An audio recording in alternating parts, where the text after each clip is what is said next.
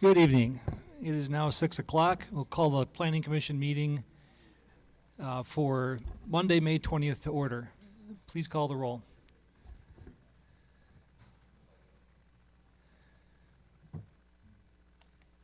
Commissioner Hawley. Here. Commissioner Gentes. Here. Commissioner Schaefer. Here. Commissioner Stoker. Here. Commissioner Chorin. Here. Commissioner Barnes. Here. Commissioner Urbani. Here. Mayor Worth. Mayor Worth, sorry. Mayor Nurbin. Mayor Nurbin's here, and Alderman Alderman Strelchek Strelchek. is here as well. Alderman Stralchek from the cheap seats. A little throwback then. First up, we have approval of the minutes from April 20th. Second. Motion and a second. Any comments or questions, corrections? Hearing and seeing none, all in favor, please say aye. Aye. Any opposed? And the minutes are approved. First, we have two public hearing items. One, however, has been canceled. The Alpesh Patel petition for 10004 West Farmdale Estates has been canceled. That was publicly noticed, so it's still on the agenda, but it has been canceled and will probably pop up next month. So if you're here for that, you get the night off. The next one is Keller Incorporated for GH Partnership LLP.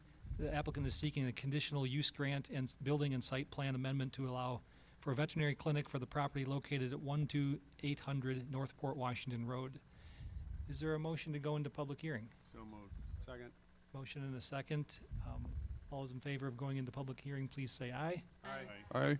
Any opposed? We're now in public hearing. Is there anyone here this evening who wishes to speak about the proposed vet clinic at 12800 Northport Washington Road? Hearing and seeing none, is there a motion to exit public hearing? Oh.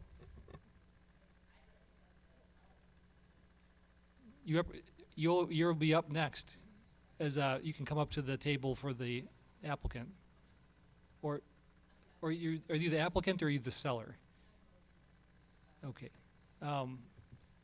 Would you like to say anything? Now's the time before we close public hearing. Well, come up to the, let's do this officially. Come up to the podium, state your name, address, and then so Robin can put it into the record. Okay, hello, I'm Katrina G-E-E, representing 12,800 Northport, Washington, on behalf of the Seller GH Partnership, and yeah, we're just trying to close it with the vet group right now. Okay. Anything you'd like to add? Besides that, no. Okay. Thank you. Thanks. Do we have a motion and a second to close public hearing? Okay, that motion's still on the floor. Anyone else wish to speak? Seeing no additional speakers, all in favor of closing public hearing, please say aye. Aye. Any opposed? We're back, and I guess we'll get a brief presentation from staff. Sure. So this is at Got the this. corner Thank you, of Evan. Port Washington and Highland. It's almost 11,000 square feet for the facility. And then there's going to be 32 staff in total, with the largest shift having 7 doctors, veterinary medicine, and 28 veterinary technicians. So operate as a 24-hour emergency facility as well. There are the proposed number of parking spots is 62, where they only need 49. So part of our recommendation is to decrease those by about 10 to 52 to just decrease the amount of overparking on the site. And then engineering staff came to us and said that access is going to have to be driven north. So the applicant provided us with, if you want to go down, there's 2 separate alternatives that the applicant provided us with. One of them keeps the building as is, fronting on Highland Road, and another kind of flips it 90 degrees so it fronts on Port Washington Road. Yeah, if you could zoom in on those a little bit. And the philosophy behind this is that the Uleo Creek design guidelines, which the zoning district is a part of, emphasizes fronting public streets and with primary entrances, and the 90-degree flipped alternative helps accomplish this just through having it front on Port Washington Road and really prioritizing that corridor rather than Highland. So yeah, that presents the site with a couple different caveats. The parking lot gets kind of turned into an L shape, and the dumpster gets moved to the northeast corner, and it creates a little bit more of a tricky situation with open space. And there's a fenced yard requirement in the Uleo Creek zoning district for the site that stipulates that a vet clinic or animal hospital needs a fenced area where people taking their pets, dogs, cats, whoever, getting operations at this facility can take them for a walk, take them to go to the bathroom, whatever they need to do outside of the building. The third alternative, the one where it's flipped, fronting Port Washington Road, is the one that staff really is recommending approval of.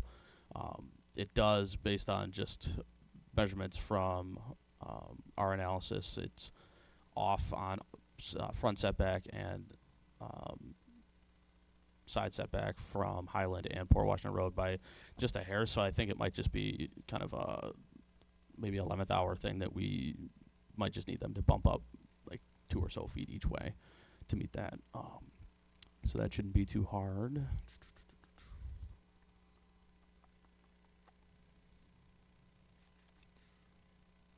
And then, yeah, we wanted to commend them for really sticking with the architectural guidelines in the Uleo Creek design guidelines. Yeah, if you want to go to an elevation that's higher up. Oh, yeah. You can see it's very rural farmhouse style. They use a fair amount of different materials and kind of roof variations. And they kind of matched a little bit what Ascension Hospital looks like a little bit. And we think it really just complements the area, and it's going to be a very good looking building on that corner. Thank you. I'll take some questions from commissioners now. I saw Commissioner Urbani's hand up first. I have a question about the parking spaces. You said that you want them to decrease the parking spaces? Yeah, to limit the amount of open space that's removed from the site with that many parking spaces.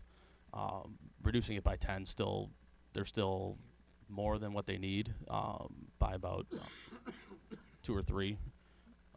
It says in the packet that there's 7 doctors, 28 vet techs, and their letter says maximum of 25 clients, so that's 60 spaces. Not all at once. But not all at once. 25. I mean, it didn't specify. The maximum number of. Sorry, the maximum anticipated maximum number of customers on site would be 25. It's hard to piece together, so that's why I'm. Yeah, that could be, I mean, you guys could change that if you really want, but I mean, we're basing it off of the, what's in the zoning code for the parking requirements, and I mean, if we don't have to overpark a site, that might be a more attractive option, but if you feel that their assessment of 25 people on the site at one time is kind of trumps that. I think I'm looking for clarification if it's going to be, if they're anticipating up to 60 people. Why don't we see if, is there someone from the applicant here? Please come up. Yeah, that's. Maybe provide some clarity on the parking estimates. Are those just high-end estimates, or are those actual projections, or? Keller. I also have with me John Belts of WVRC. So the parking requirements are what Yeah. we need to operate. Sir, is the green light on? It is. It is, okay. Just, that yeah, I better? gotta get really close, sorry. So the parking requirements or the parking that we allotted on the site was designed to make the facility work. So the amount of vet techs, the changes in shifts, the amount of doctors, and the amount of patients is directly reflected in our design. So it's not like let's just take out 10 spaces because the code says this is what we need to operate the facility. Well, I think the parking code usually sets the minimum parking required. I think you Correct. can exceed it. We, I would- we definitely can. It's just more of a matter of staff's recommendation on kind of utilization of open space and green space. Well, I guess if they're exceeding the code, they can at their own cost. And we don't have to require them to build less, correct? Correct. Okay. I just think if the estimate is up It's- max possible is It's odd that 60. someone comes in with more parking than we require, because we generally require a lot of parking. I understand because it's emergency care, you're not going to be able to really judge how many people are going to come at any one time. That's correct. And they also deal with a lot of clients with their patients waiting in their vehicles. So you don't know if you're going to go there. You could be there for 3 hours. Well, it's tough to gauge. So these guys have been in this business, and I can let John speak a little bit more operationally about the clinics. I think it would help clear up a few things that are being asked in the design, as well as parking on just the difference between this facility and just a regular veterinary care facility. Hi, my name is Dr. John Belts. I'm a partner in the building project and also a partner in the practice. As Nathan said, this is a little bit different in that we are at a 24-hour emergency specialty clinic. So a few things that make us a little bit different in terms of how we operate. One, our clients are not a set group of clients that come repeatedly month after month or year after year. The majority of our clients come once, and that's about it, because it's emergency and or specialty. So as such, one, from a parking standpoint and a building positioning, easy access, clear access, fast access is really key to our clients and making sure that they're well served. And so anything that would interfere with that or make it more difficult or more confusing for them to just get entrance to the building, we view that as a negative from serving our clients. I know that there's some talk about having some sort of front access. None of our clients are coming in via walking. Everybody's going to be coming in a rush, under duress, in a vehicle. So we want to make sure that they can get care and be seen as quickly and as efficiently as possible.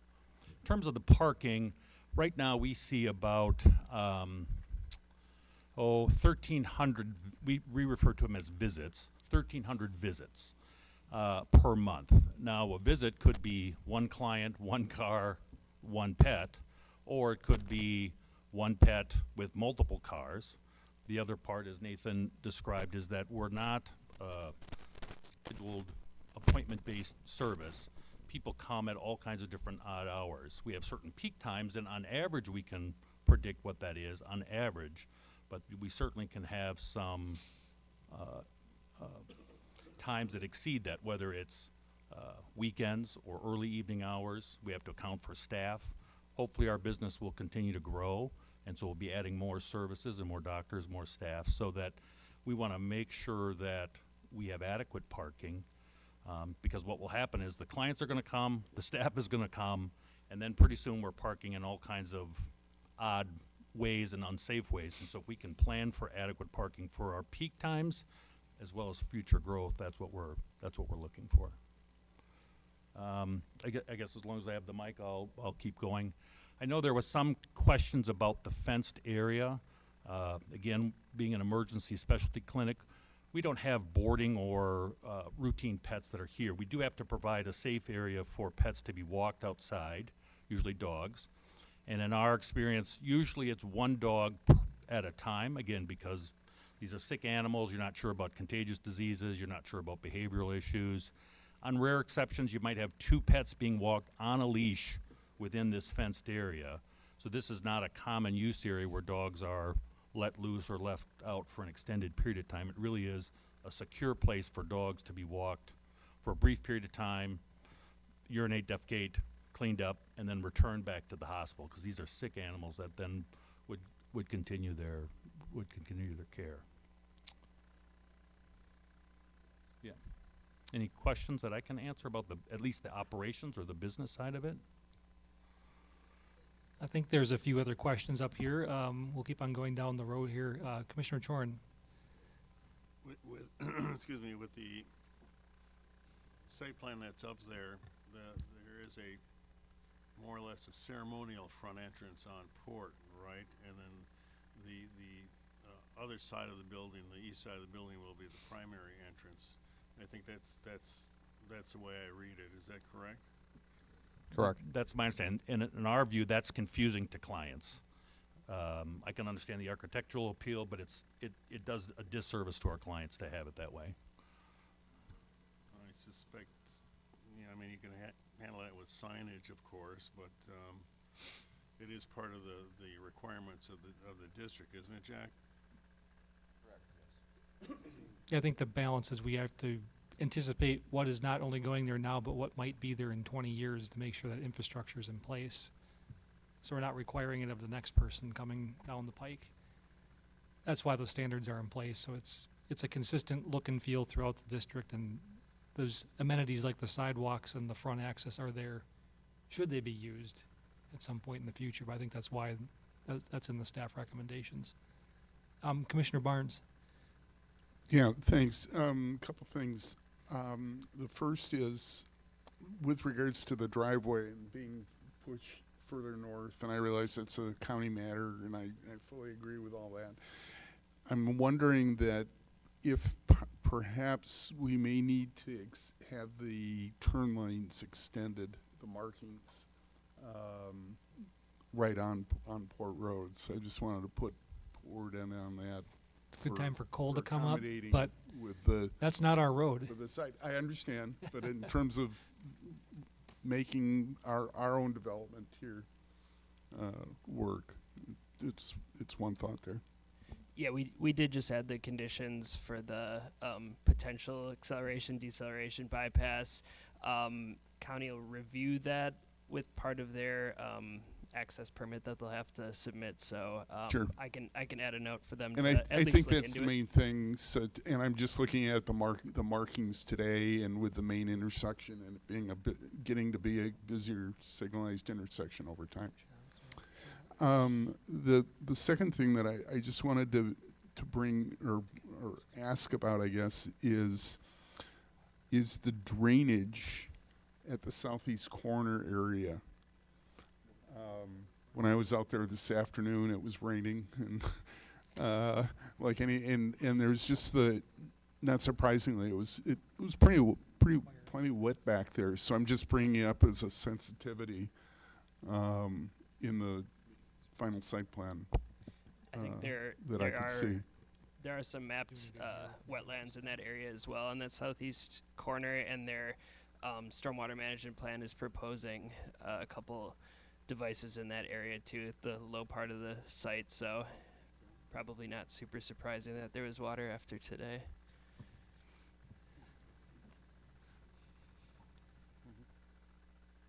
I think anyone else? Commissioner Stolchak. I'll work my way left to right.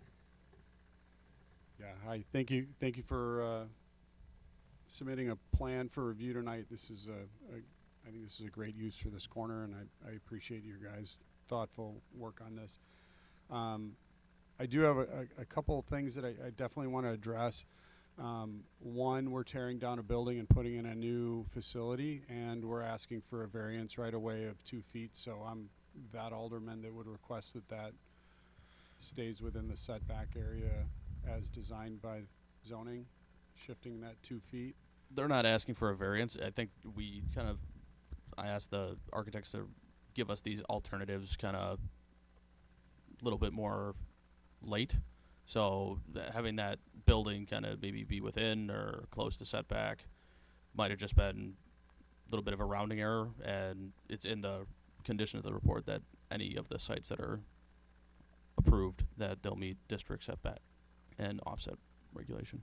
Okay, so the setback is being addressed. I just saw that was a call out on your sheet where it was less feet than what was the zoning stated. So I did want to make sure that we addressed it. Building is great so far. You know, my preference is I would prefer to see a little bit more overhang on that entrance to give that and your customers that statement feel of coming into a facility and having that be where they do enter and draw the eye to that space. But again, I'd refer to our architect for his feedback on that. It's just something that I'm seeing as a non-architect that I've seen in other places that might benefit the look of the facility and also the knowledge of where your customers would go. To that point, can you bring up that elevation of the perspective of that entrance?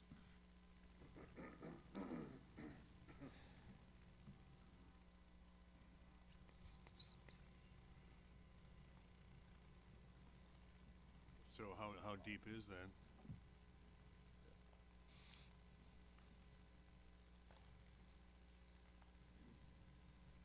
Just in the rendering, it looks like just kind of a big flat wall, and that roof overhang would offset that a little bit. It's 8 feet. The overhang's 8 feet? I'm talking the roof line.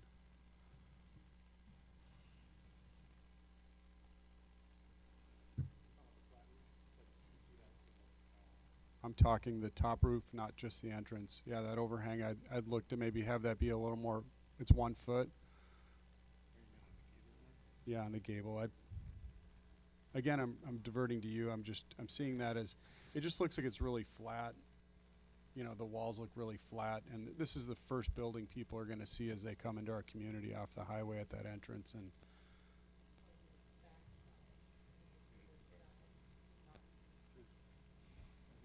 Yeah, this would be the parking lot side. Well, I think it'll look fine. I'm thinking about across the street, it's probably a very similar situation, an overhang, so I think what you've shown is good. so I'll yield to our architect. I just wanted to bring that up for discussion. Thanks for your patience. I think I saw Commissioner Schaefer with her hand up earlier. Northeast, west, and south. Okay, Marty, when you said east before, I only had one question, and then I got confused. So just for Commissioner Schaefer's education, we're talking about the main entrance is facing the highway based on the way the building is going to be oriented. Say, That would be if you chose site plan number 3, and I guess maybe I'll help because planning didn't quite explain it. So we made an original submittal that's addressed in the full packet.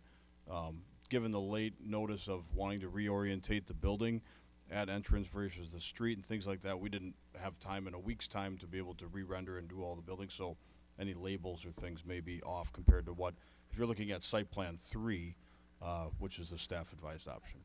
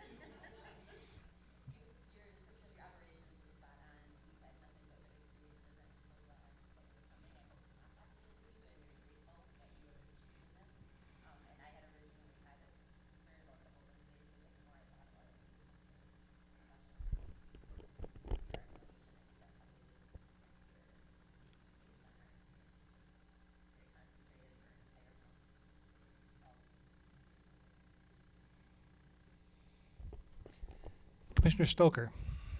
I just have a quick question. You mentioned that a lot of times you'll have clients sitting in cars with their pets. Again, I'm not familiar with your operation at all. Do you find that they're getting out and they need a place to walk their pets while they're waiting, or they're sitting in their cars? At times, COVID changed a lot of things for everybody in that historically in the past, people would come in, bring their pet, wait in the waiting room. With COVID, we were, maintained operations through that whole season. And what we found is that clients actually seem to prefer waiting in their car with their pet until they can be seen or pending diagnostics or whatever else needed to be. We do need to allow for some casual, clients walking their pets while they're waiting or prior to a visit or after a visit. I don't know offhand if that's addressed on the plan, a dog walk area. Yeah.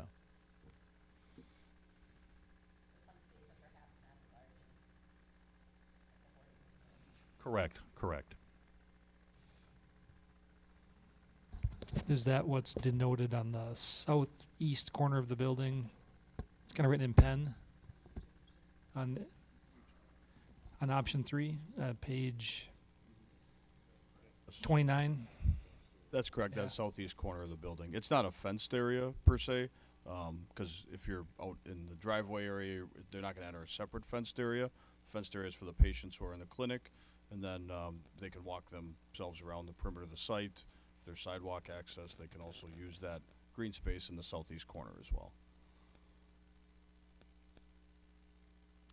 Any other questions from the commissioners? Commissioner Barnes. So just on that, just to clarify, what is the southeast area of the site plan that's shown as green space? So So is that kind of intended as the walk area? That's what I was asking, might be for drainage and so forth? Or do you have plans for subsequent expansion? The kind of that east portion that's all green, where the site plan makes a L, that area is for stormwater management, and there's also some existing wetlands that were in that area.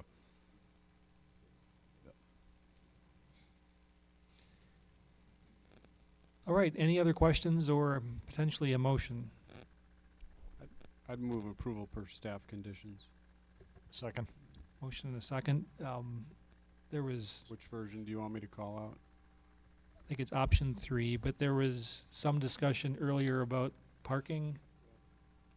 Is there an I'm amendment? comfortable with the parking, but if the commission wants me to, Parking as proposed by the applicant or as, as proposed by the applicant, okay. Condition 7 would be the one you'd have to get rid of. So, yeah, strike condition 7. strike condition 7. Okay. Is that acceptable to the seconder? Okay. We have a motion and second for option 3, except for condition 7. Any other questions or comments? Do you have some questions from the applicant? Because Sure. of we didn't have a lot of time to look at these staff comments. Item number 8, the inclusion of a cross-access easement for the driveway. So we're okay moving the driveway north, but having a cross-access easement at this time, given the large nature of the parcel to the north and the existing golf course use, help me understand why that would be needed at this time. So that's included in the actually underlying zoning code for the Leo Creek area. And while it is a golf course use right now, that doesn't mean it's going to be in 10, 15, 20 years. So that inclusion of that easement is just to provide better access to any future lots or even the full lot up there.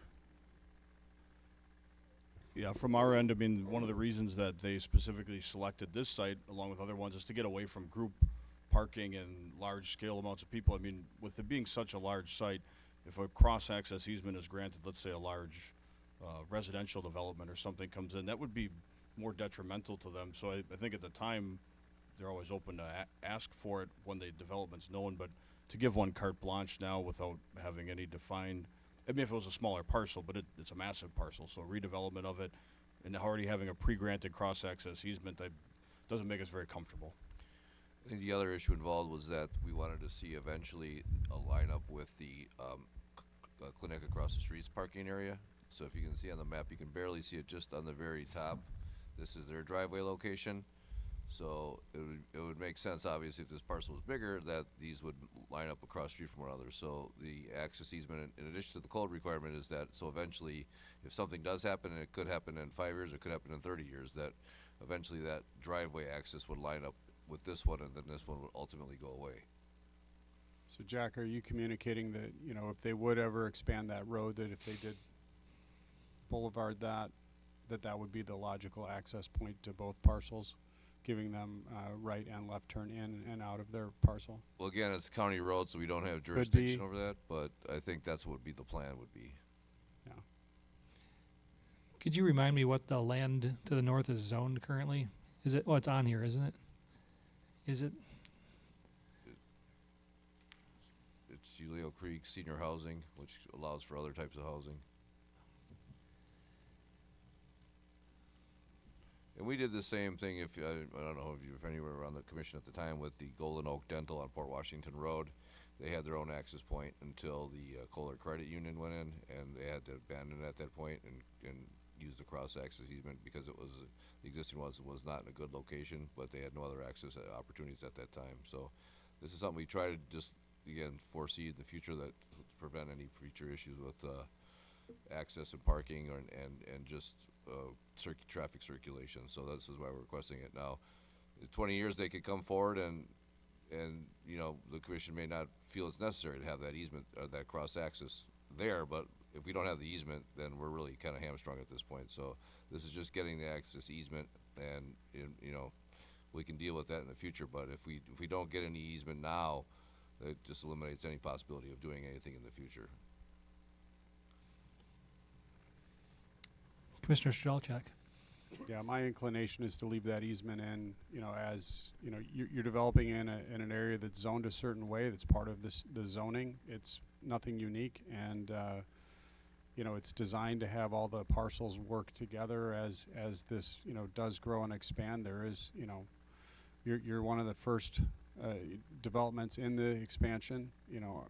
Ideally, this is, something that we'd keep in, so, I'm not inclined to remove that in my motion. Yeah, the only bad part for our client is they can't decide knowing what happens in the future. I mean, they'd be willing to grant a cross-access easement at a later date, but I mean, now they're just carte blanche giving up any ability to not have a cross-access easement.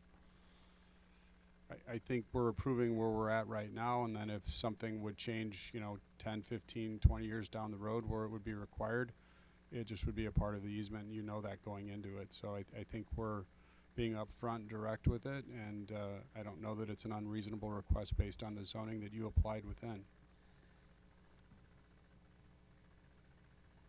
Any other comments or feedback from the commission? We have a motion and a second. If we're done with comments, or are there any other comments or questions from the applicant?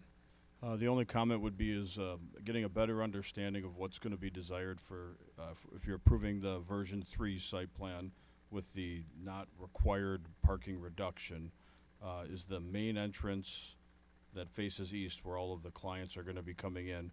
What is desired of that entrance along the west other than just being ceremonious? Because that's something that I don't know that we can design around inside of the clinic, is to have entrances on both the east and the west. So if it's going to be required, that's a staff approval of our final plan, has a main entrance facing Port Washington Road.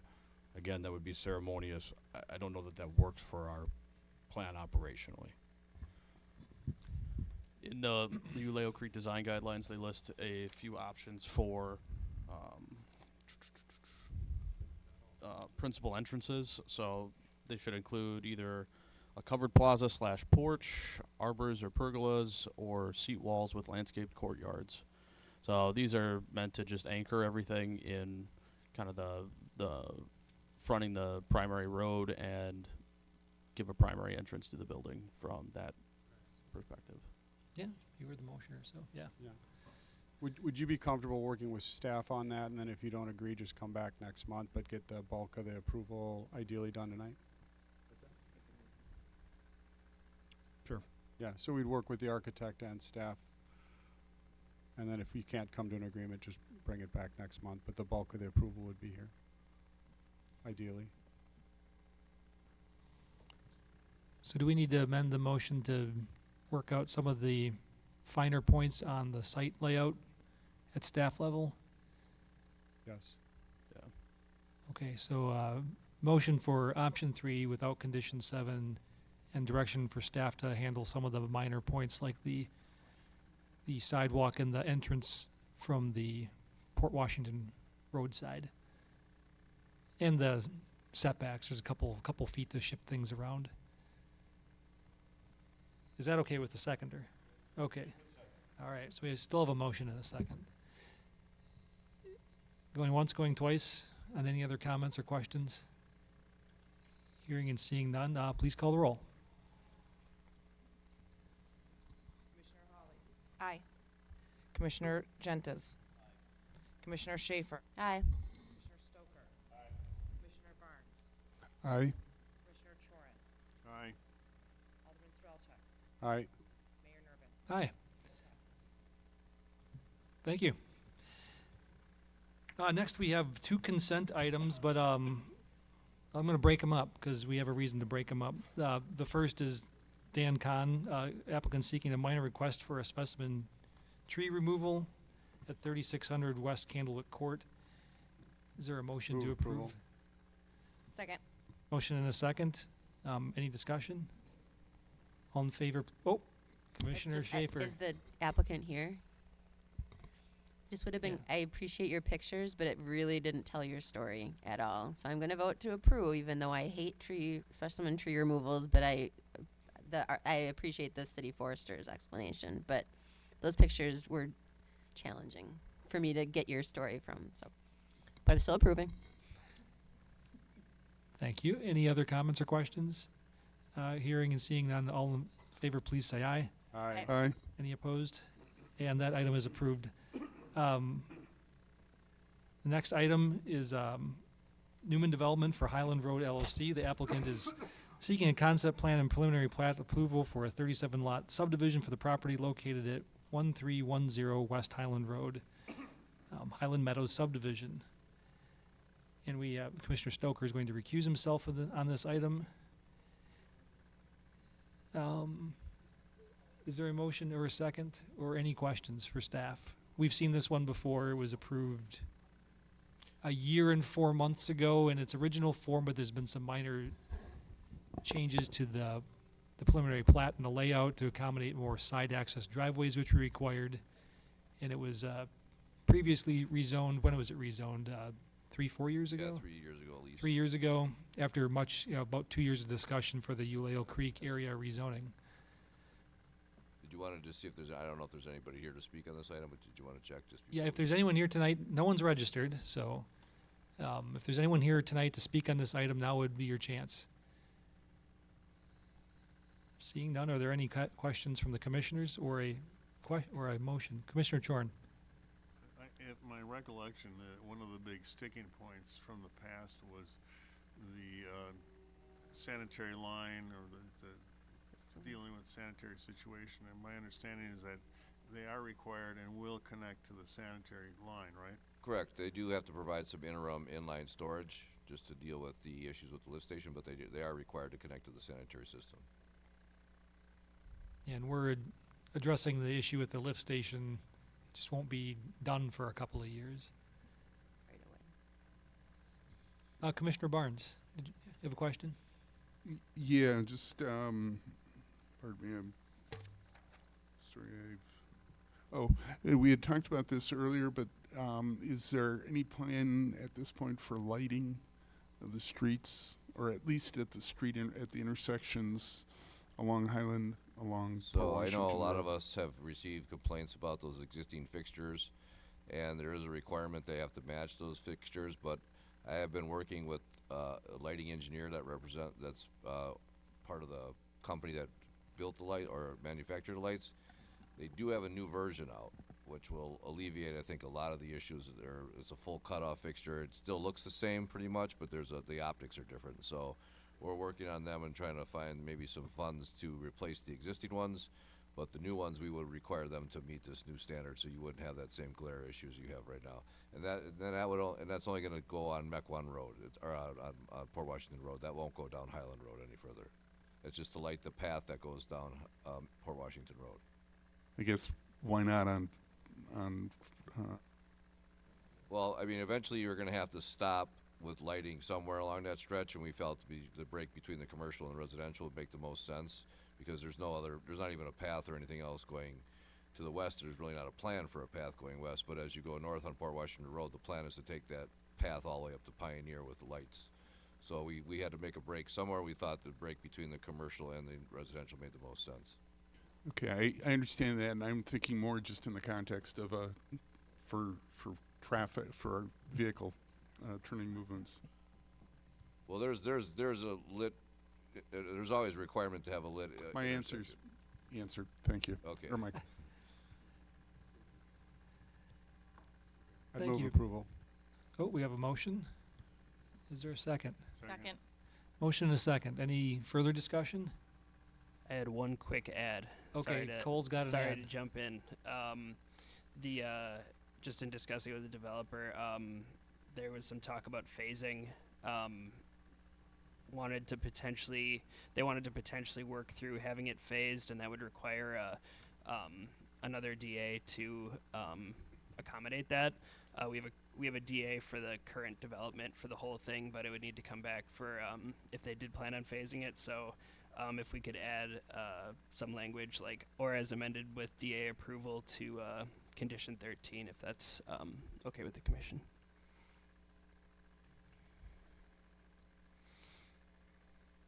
Just because the condition is written as a condition of this preliminary plat. What page is that on? I'm trying to find it Sorry, quickly that here, is, but 62. okay.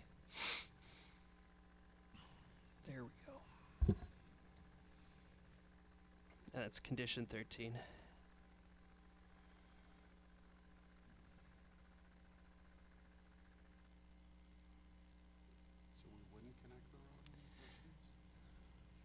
Maybe now that we're all Say it looking again. at it, could you say what you wanted to say again? Sorry. Just in addition to the end of that condition, just something like or as amended with DA approval. As in a separate DA approval. What do you need Okay, the well, flexibility for? I think we approved it in this form once already. I think all Cole's saying is if they want to phase it, I think adding what- some clarifying language saying we'd have to come back and get a formal DA amendment. I think what he's saying is that if the applicant would like to do a phasing plan where it's not connected, they have the opportunity to come back and do that once it's amended.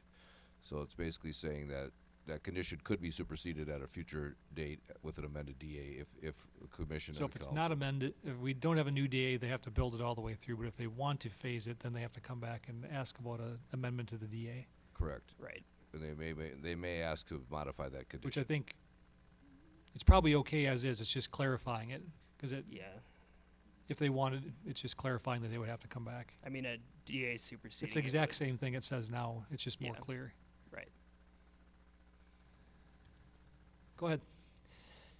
I guess my question is, what's the ask for the flexibility? Why do we need the flexibility in here? You know, I'd prefer to see the road built once, you know, Highland and Port Washington Road be inconvenienced once and have this in. So, you know, I'm already looking at something that's allowing these buildings to be a little closer together to get the garages to lined up, which I don't prefer. I don't want to see any additional density. I don't want to see anything even closer in an additional phase. I'm at my limit of what I'm saying yes to right now, and just kind of a little over the edge, to be honest. I support this development. I support residential being there. I support the developer. I know they're going to do a quality job, but what is the need for flexibility? That's my direct ask, and I don't see a need to remove that personally. Until that's explained to me. And I the can explain it, applicant- but I think would become better from the applicant. Yeah.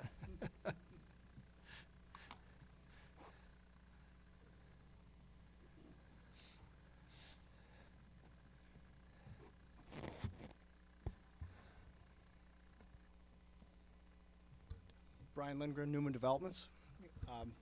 It's a fair question, and I think there's a couple answers to that question and why we would want to phase this. Again, just to reiterate, we're not proposing any changes to the 37 lots, sizes of the lots, anything like that, entrance locations. As we, over the course of the last year, dig into sewer concerns, moving of dirt, so on and so forth, it's that eastern part of the property that actually needs some fill dirt brought in. By phasing it, it allows us to start some houses, bring those basements, flip them over to the other side and use that as fill, bring and locate other sources of good clean fill so we can build a structural road and good home pads. Another reason is that it obviously extends or spreads out the expenditures as well for a developer, so that we're not bringing that much on at one time. Anything else, Dean? So minimizing the amount of off-site And fill brought in, Felt like that could be and then addressed- cash flow. Yeah, addressed through a developer's agreement. Again, no significant changes to the unit count or lot sizes or anything like that. Just spreading out expenditures and making it a little bit more a buildable project and addressing it through a developer, any amendment to a developer's agreement. So the fill needs that you mentioned is pretty much what we're seeing today out there with Yeah. some area close to Port Road that Yep. looks pretty low. Yeah. Okay. Okay, so there's a request from staff to add clarifying language, I guess. It'll just be more clear. The process would be the same either way. Can you state that again so I can accept that? Sure. Just adding to 13, condition 13, or as amended with DA approval. I'll accept that. I forget, who was our seconder? Okay. Is that amendment acceptable to the seconder? Okay. We're square now. Any other comments or questions from the commission? Hearing and seeing none, please call the roll.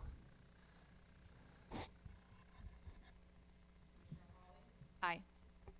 Commissioner Gentes, Aye. Commissioner Schaefer, Aye. Commissioner Bonney, Aye. Commissioner Barnes, Aye. Commissioner Chorin, Aye. Alderman Strelchek, Aye. Mayor Nurbin. Aye. Vote passes. Looking forward to seeing some action out there. Thank you.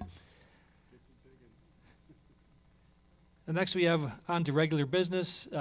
First up we have Ralph and Judith Morello. The applicant is seeking land division consultation for the properties located at 10050 North Rangeline Road and the parcel immediately to the south at 2516 Rangeline Terrace.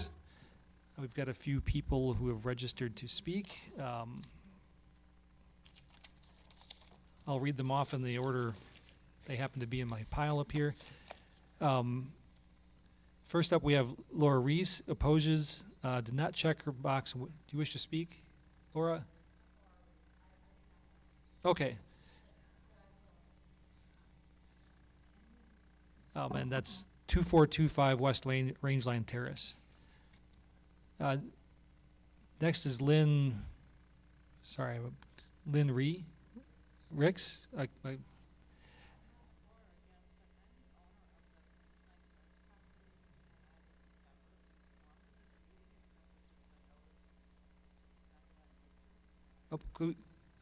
If you want to speak, let's go up. Please come up to the podium. Please come to the podium. Otherwise, no one can hear you on the recording, and the public loses the input. I'm Lynn Ricks, and I'm the owner of the Rangeline Terrace property. And I was not informed of this meeting in advance. I only got a card because I moved to Whitman Place, and so I got it through there. But I'm wondering why I was not informed of this meeting.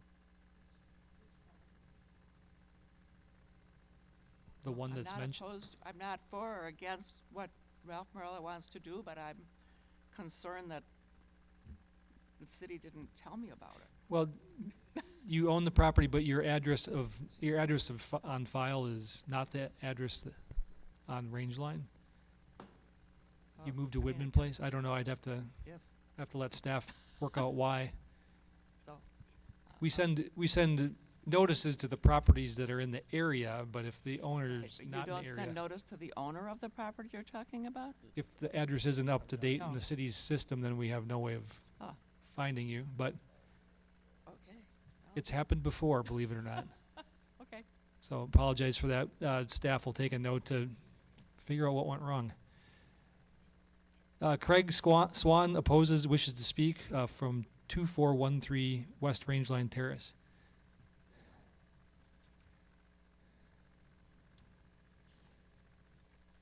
I'm Craig Swan, as you said, from 2413 Rangeline Terrace.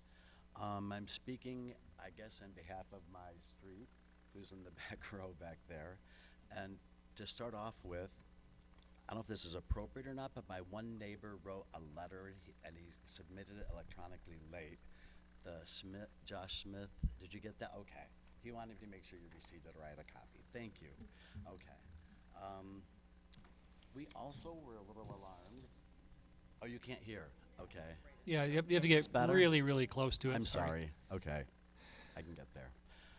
We also were a little alarmed that we got such short notice about this. We all received yellow cards maybe 6 days ago or so.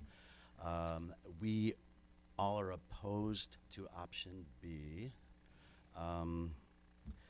We feel that, I guess to start with, we have a Rangeline East covenant, and we feel that this proposal is in direct conflict with some covenants that are established.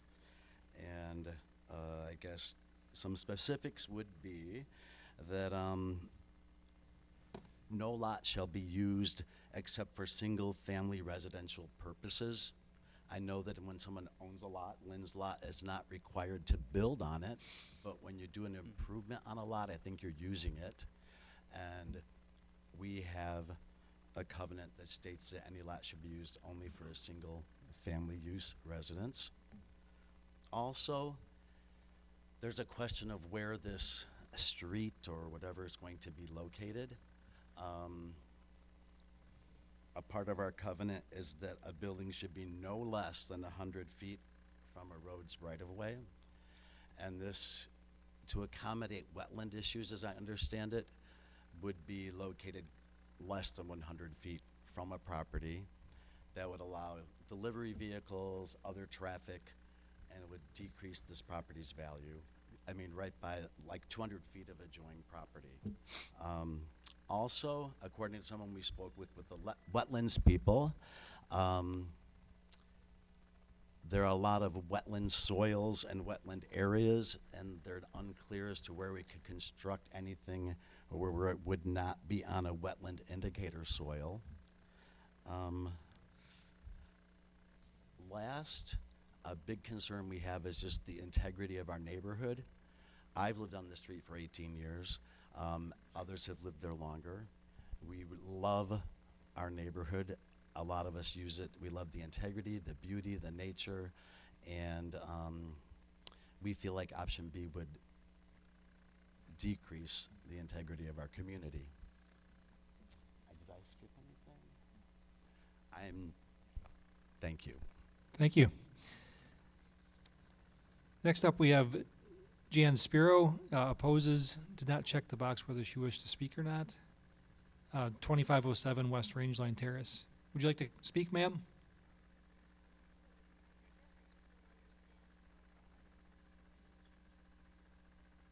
Well, please come up to the mic. I can't hear you. And Hey. no, either you have to, sorry, have to come up and speak or Just for protocol yep. standpoint, if the mayor asks if you want to speak on anything, even if it's brief, just please come up to the podium and speak. Oh, The podium? to the podium. Yep. Yep, thank you. Well, I don't have much to say, but I don't understand how somebody can come in and just change the whole nature of our street. We're a cul-de-sac, and if you put a road in there, we're not gonna be a cul-de-sac anymore. We're gonna have traffic coming through there, and, I guess I just don't understand, and I would also voice my displeasure that we only got this notice like 6 days ago. So it's kind of hard to. Well, I can explain the process. This item gets brought before staff. Anyone can request anything they want. It doesn't mean they're going to get it. They get on a planning commission agenda, and then there's so many days we're required to publicly notice it in the paper. And right after that's done, we put them in the mail, and then it's anyone's guess how long it takes the post office to deliver it to you. My guess is it took them 4 days to deliver it to you because we generally put it in the news graphic and mail those cards the same day. We've been having other things take an abnormally long time through the mail, so.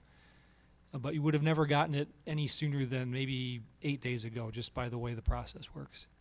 Well, it seems if you're gonna suggest such a major change, you got, I don't know how you go about it, but it seems to me that there needs to be a better way. This is just a consultation hearing. There's no final decision being made tonight, only a indication of what we might vote for in the future. Okay. So, Okay. yeah, no final action tonight, but Okay.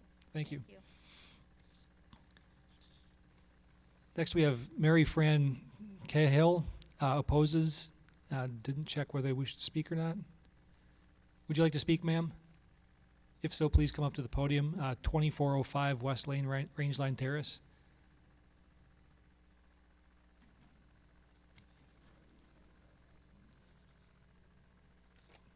(2504) West Rangeline Terrace.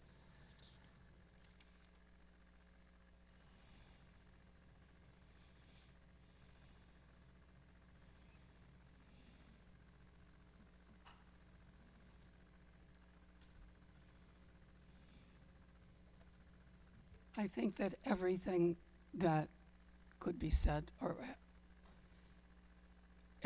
everything is pretty well covered in the letter and the materials that we submitted to you. I'm concerned that this street is going to be probably 40 feet from my bedroom. I don't think that that's a good place to put a street. I am a terrible public speaker. But I am just very concerned with all the rest of us that people can come in and completely change our neighborhood. It's just, I'm very upset. Thank you. Thank you. Next, we have Michael Reese opposes, did not indicate if he wishes to speak. If you do, please come up to the podium. 2524 Rangeline Terrace. And Greg really outlined it.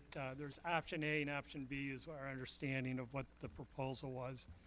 And in the Mequon Code of Ordinance, Chapter 58, Article 1, defines a street as a public or private right-of-way, usually affording primary access to abutting property.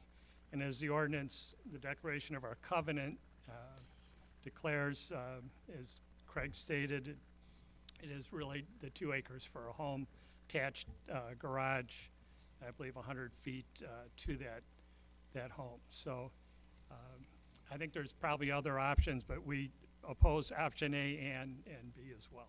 Thank you. Thank you. Next is Robert Medrich, opposes, didn't indicate if he wishes to speak or not, but if you do, please come up to the podium. 2519 West Rangeline Terrace. Hi, Robert Madridge, 2519 West Rangeline Terrace. This option is basically putting a burden on our homeowners who weren't aware of this when we initially purchased our properties. The original plan does not state that a road is going to go on 2516. So I'm opposed to that. In addition, as Mike Reese and Craig Swain spoke, the 2516 basically has a diagonal wetlands that goes through it, which actually makes it impossible to put the road in without upsetting that. And as far as option A, I don't know why the city is opposed to widening that driveway, since there's a 30-foot right-of-way there now.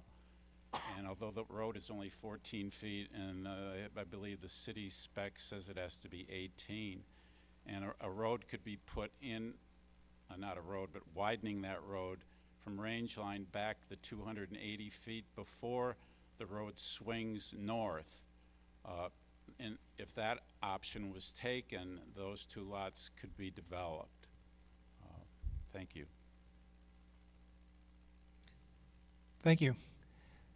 Next, we have John Bonnell, opposes, does not wish to speak. 10056 North Rangeline Road. Susan Burtz opposes, pardon? Rutz, okay, sorry. Opposes, wishes to speak. 10054 North Rangeline Road. Good evening, everybody. My name is Susie Bratz. I am a neighbor of the Morellos on the shared private drive and have been asked to represent the other 2 neighbors as well, Bevan and John Bonnell, Pippa Mackett, and Gary Quirk. I'd like to start by saying I've lived in Mequon my entire life. I grew up here. My parents were here. They've been here since the 60s. For as long as I can remember, being a little girl, I literally dreamed about owning a home on Rangeline. It's a special place. One of the things we love most about this area of Mequon is the beauty of the green spaces that still exist. Unfortunately, there aren't many places like this left. Every day, we are truly grateful for the nature, tranquility, and privacy this space still provides. We do not want this to change. We have concerns about the proposed development as summarized in our submitted letter and accompanying photos. I will highlight just a few. The existing drive is clearly not able to accommodate more homes, as it seems you have also concluded, being 14 feet wide and limited to 4 homes on a private drive. We run into each other all the time. It happened today. Very often having to back out, in some cases, drive on lawns to get around. Three of the four property owners currently sharing the private drive would oppose converting the private drive into a private roadway with 18-foot pavement width and a cul-de-sac. Our existing parcels would be significantly impacted by this, and the engineering report states this may not be legally practical. In the submitted shared driveway proposal up on the screen by Sigma, it shows the future lots with access from Rangeline Terrace in red, seemingly the preferred access route by the city. That drive, shown as option B, would give access to future lot 3 and 4, but not to future lot 2. That drive, option B, would need to be modified to accommodate future lot 2. In option A on this same rendering, the access to future lot 2 is shown incorrectly in blue, as though it's already existing. It is not. There is no access to this lot. Proposed future lot 2 does not have access and would violate the 4 homes on a private drive rule. Additionally, future lot 4 looks like it would cross our driveway. Not sure that this is logical or feasible. We do also have very significant concern about the flooding and drainage. All of our properties experience flooding currently, as the submitted photos documented, and the Morello's front yard is very often submerged after a rain. The entire area for the proposed development is typically flooded and wet. Where would that water go? Thank you very much for your consideration. Thank you. Last, we have Pippa Mackett opposes, may wish to speak. I'm not sure. She didn't check the box. 10052 North Rangeline Road. Would you like to speak, Pippa? Okay. All right. Thank you. Would anyone else like to speak that didn't fill out a comment card? Okay, so no more public input. My staff go over the proposed options and how we got here, and make clear what decision we need to, or indication we need to give you tonight. Sure. So with this being a consultation, like you said, there's not going to be any final action, but yeah, suggestions and recommendations from the Planning Commission are welcome for the applicant. Regarding the notification of the owner, staff was under the impression that there was a letter of offer of sale from the applicant to the owner of the parcel, so notification was kind of the responsibility of the applicant, but we could check to make sure that the signature from the property owner is on the application for the item. Zoning wise, the proposed lots are compliant with the zoning for the property. However, the proposed lot 4, which is the westernmost one, that kind of skinny one, on the left side, it is 2 feet too narrow for the average lot width. So the applicant will have to figure out how to get those 2 feet from somewhere else and average it out. Other than that, this is mostly an engineering issue, so I'll turn it over to Cole. Yeah, I'll quickly walk through the access and address some of the other comments that were made. So currently, there's 5 lots accessed by that private driveway off a range line. There are 4 homes accessed off of the driveway. However, that 5th southeast. Ma'am, don't interrupt. They do Please. have legal access to the driveway, so we are considering it served by the driveway, essentially. However, as the report states, the existing driveway is too narrow. It doesn't meet the required widths. The applicant did request a waiver to both sections of the specs that both dictate the required width for shared driveways, and then the basically the one that indicates that would have to be private roadway standards, which do require a cul-de-sac. So the 2 options that were presented, the one off Rangeline Terrace and the one through the existing driveway, are the 2 options we evaluated. We did suggest or recommend option B because it does meet, technically does meet our specs. No issues with providing additional access to that existing driveway, which is already non-compliant with our specs. However, as others stated, there are some wetland issues on that other Rangeline Terrace property, and it would add a connection to an established subdivision.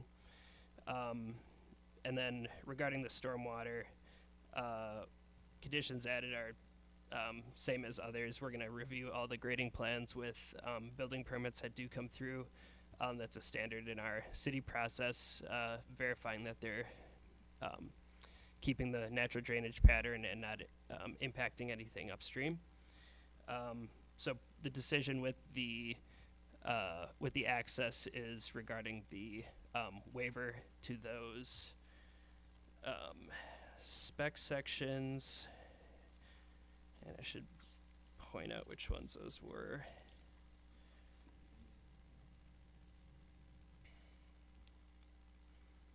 That'd be condition 8 on page 82, basically saying applicant needs to either serve the created lots through the separate access point, as in option B, or the planning commission needs to grant a waiver to those sections of the specs. I would also want clarification on whether the planning commission wants that additional width added to the existing driveway. Should a waiver be granted to the, let's say if we go with option A for the access point. And I can answer any questions because I know that's a lot of lingo. Questions or comments from the commission? Commissioner Chorn. I have to confess, the drawing is totally confusing. The lots aren't labeled. The roadway in the option B comes through a parcel that nobody knows who owns that. I mean, if somebody could walk me through this roadway, how it's presently used, and the different lots, I'd appreciate it. I have this is the GIS up on the screen just for some clarity about existing conditions. So right now, you can I was told not to use my laser pointer because you can't see it on TV, so I'm just using a bigger arrow for you. So right now you have a private driveway coming in here. It's not serving either of the two houses on either end. It's basically just serving 1, 2, 3, 4 existing homes and 1 vacant lot. So there's 5 total access users to that private driveway, okay? So the request of option A would be to split this land up so you'd get 2 more units out of it, but the request would be not to increase the width of that driveway. Option B would be to come with 2 of the lots coming through here, through this existing lot, which is vacant, and that get access to Rangeline Terrace. That would be a private driveway, not a private road. And again, as Evan kind of alluded to, typically, which we get an offer to purchase on a lot or some sort of written consent from the owner that they're willing to do that. So we would have to verify that we did get that. We typically do that ahead of time. So I apologize if we didn't do that. But so those are basically you have 3 options here. And again, this is a consultation. So we're just looking for feedback. One option would be to go with option A without any waivers, which was what was kind of approved in 2018. Option B would be to allow waivers to that existing driveway, and option C would be to allow the access off of Rangeline Terrace. Now, again, they have rights. So they have rights to develop this parcel. It's not a matter, if they meet the zoning and they have access, they have the right to develop it. So we can't just say, no, we don't want it developed whatsoever. Even though sometimes I think some commissioners would probably feel that would be the best option, they still have rights. So we have to decide, and he's looking for feedback on what direction the commission's going, so that when he does get a response, then he can go back and draft his CSM to match that conditions. So basically, he's looking for feedback on the 3 different options going forward. Commissioner Gentges. Jack, would you confirm for option, I think you called it option C, I'm looking at it as option B. Yes. The private drive in connection to the West Rangeline Terrace, you have received evidence of consent from the owner of the affected lot that they would consent? We do get that. I was under the impression that the owner of the property was willing to sell the lot to Mr. Morello And that's what we typically verify that either through a signature or through a offer to purchase agreement. And so if we didn't do that, then we drop the ball a little bit and we'll verify that. But that's how typical process works. Thank you. Anyone else have any questions? Commissioner Strelchak. So the road or the driveway, as it's shown now, can only service, per our code, 4 homes, but it looks like it's allowable for 5 total based on that additional unbuilt lot being there, correct? Yeah, we created a standard. We didn't have a standard for years, and it was all kind of as we went. So we created a standard, which there's a lot of existing situations that don't meet it. I mean, if you recall the Hannah Boyd CSM for, I think, last year or the year before that, she was splitting it in 2 with the shared driveway, and the existing driveway width wasn't wide enough, and we granted a waiver in that case. So there's a number of existing driveways out there that won't meet it. So this one does have the ability to serve it off 5 currently, which would exceed that number, and it does not meet the requirement. But they have legal access to that because it was previously approved as a CSM. So now he's asking for 2 more, and that's what triggers this ability to ask for that road widening. Now, we could grant that, but that's where he was looking for getting separate access from Rangeline Terrace. And there's a distinction between a shared driveway and a road. And this would be a driveway. It wouldn't be a road. It would be a private road. It wouldn't be a public road. It would be just a driveway. And then so if we would require that it be widened and people would agree to it, who would fund it? Would the applicant fund it? Yeah, it would have to be paid for by the applicant. Before we would allow any development of those lots, they would have to provide the expansion of that driveway. And then can you just describe in specific, you said he's got the right to build on this. We can't deny that. Is that this single lot or the lot as it's shown based on Right now, he acreage? has the right to develop that single lot as shown. If he proposes a CSM, which meets all of our land division requirements, he would have the right to build it under those conditions as well. But that condition would require him to widen that road. So that's where the waiver is coming in. So where does the neighbor agreement come into this? Because they That's a built private issue. If they have a covenant that they think that would violate that agreement, they would have to handle that as a civil matter. It's not our road. Well, it's not our driveway. Yeah. That's purely these are a mess. I see you. You see me rolling my eyes? Yep, I saw Yeah, it. yeah. I caught it. Yep. But there's a doesn't- lot of these in Mequon. I don't think depending on how this goes, that's for the applicant and the neighbors to figure out. I guess what staff needs is, well, this is pretty easy. There's A1 and A2, and then there's B. Well, A1 and 2 is A as it is with just give them waivers. A2 is keep it there, widen it, and B is put it in someone else's neighborhood. So let's make this easier and narrow down the options. Who likes option B? Wait, is it a formal HOA? Because I'm not voting on anything until I know all the details, and I wasn't done asking questions, so I apologize. Is it a formal HOA? I'm not sure it matters. Homeowners Association, is it a formal homeowners association?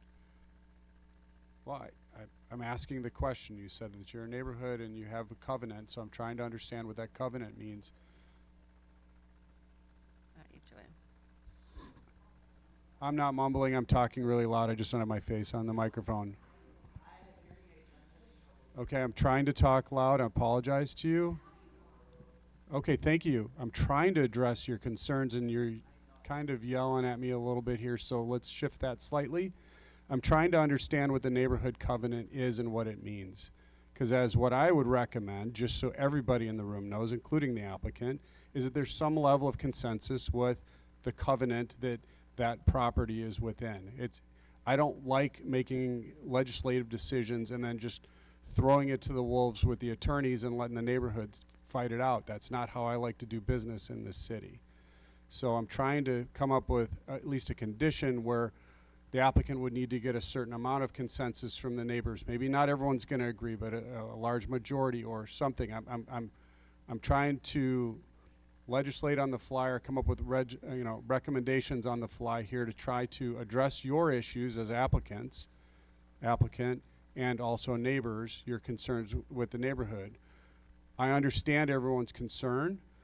and I don't want to see your neighborhood disrupted because I know what those narrower roads and there's narrower driveways driving to your home and what kind of peace that means to you as you drive into your home and the sense that you're going somewhere special, and I don't want to make it look like a roadway, okay? So I'm trying to address your concerns and trying to understand it, and I do want to dig deeper, and so I apologize for kind of digging my heels in here. But we've got people with pretty significant homes and a lot of property value that have expressed a concern, an applicant that would like to divide a property and have some options. And if there's a way that we can find some sort of consensus and say maybe yes to all, or really understand what the full scope of this is, then I can make my decision kind of moving forward. So I'm still confused what you're looking for, I'm sorry. I'm looking to try to understand what the covenant is and what that means. Covenants for what? The 4 houses that are back there now? Yeah, I mean. There's no. Oh, that's I for think he's Rangeline asking a Terrace. completely different question. Yeah, you're talking about the 4 homes. Those 4 homes are not part of Rangeline Terrace. Okay, so the 4 homes are independent. Rangeline Terrace has a covenant within the neighborhood. Okay. Yeah, I'm trying to get to the point where we could maybe eliminate an option and focus the conversation. Yeah, based on that, yeah. Okay. I know where I'm going with this. Commissioner. Can't we Schaefer. eliminate option B if we don't know I whether was or not hoping to get there. whether or not there's actually, I mean, if it's owned by someone else and we don't have any proof, I don't think option B is. I think it's a non-starter for this discussion. Who thinks option B has any way of remotely working at this point? Raise your hand. Only if there's an offer to purchase that land that's been approved, which I don't think we're aware of. I'd love to hear from Commissioner Denchis. I'm not supporting it, but it's an issue of private right. If someone owns that lot and wants to grant an easement over that lot, that person may have the right to do that subject to the existing covenant of record that the owners of those lots within Rangeline Terrace have I guess in place, or which has been in place and guides their subdivision. So it's possible that option B could work, but it's going to require the owner of that lot to say yes, and whatever rights the other owners in that subdivision have, they may unfortunately go to the lawyers and have to fight it out. That's nothing we can control. I guess based off what we know now, we don't even know if there's a truly willing buyer, or if it's even allowable, period. So I guess it's also not particularly good looking in my estimation. So who would potentially support it? It looks like there's maybe one that thinks it might be legal, but he wouldn't necessarily support it. So I think we can stop talking about option B. Does anyone I would disagree? just caution, though, that if it is legal and it does meet all requirements, it may not be something you might feel like you should support. Well, but it's a consultation hearing. You're Right. just looking for how we feel. I just want to make sure that we understand that they still may have the legal right to do that. They may, but we don't have that in front of us. Right. Yeah. So it can't be part of the discussion.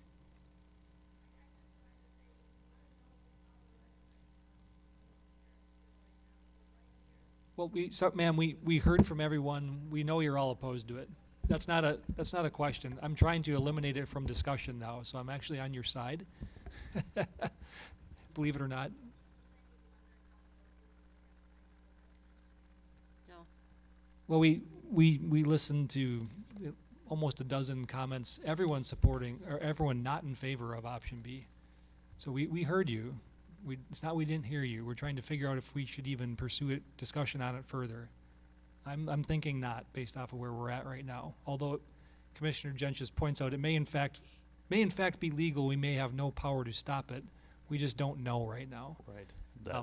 That's the ultimate point. And if the surrounding neighbors don't agree, then that's the issue for the neighbors and for the applicant to resolve. As to Correct. option B, I'm not speaking to option A. For right now. option B, if there's concerns from the HOA, then they'd have to address that with the HOA, but we're not at the HOA meeting tonight. We're at the. Was that in the PUD? Is there a PUD on I don't think there's a PUD for this. It's just. No, there's not a PUD. In fact, there's it's part of a subdivision plat, but then there are also some CSMs involved in it, so it's a little confusing in terms of the background of the land. Cause the entranceway lot is a CSM lot, it's not part of the, subdivision, and then the rest of it is part of the subdivision, except one lot has a CSM number and Yeah, is there's part of the subdivision. there's an easement, there must be an easement over the land that has access to Rangeline Road. Well, it's a public road. This parcel here is basically a CSM lot, which it's hard to see, it basically is an odd-shaped lot here. That one is a separate lot. I think my guess is that what was there originally, and then they worked around it. But this one's not part of the subdivision, while the one next to it is part of this subdivision. That explains that. I mean, it's a little bit confusing. I'm but talking about the road to the north, and we're talking about two separate spots. Oh, okay. Yeah. Yeah, that one, there's an easement through that parcel. You're talking about this piece Yep. here. There's an easement through that parcel. Yeah, in the future, I think it's helpful to have these kinds of maps in the packet materials. I always go back to the Ozaki GIS site because it's super useful, but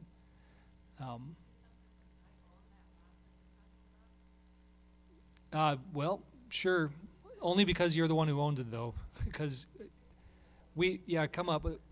public comment was previously, this is abnormal to. I own 2 lots in Rangeline Terrace, the one right off of kind of an L shape, and then the lot. I own 2 lots in Rangeline Terrace, the one that butts up to the one Ralph's interested in to the west, and the lot you're talking about. And I do want to sell them. And Ralph's talked to me about it. I have other people also talking to me about it. If you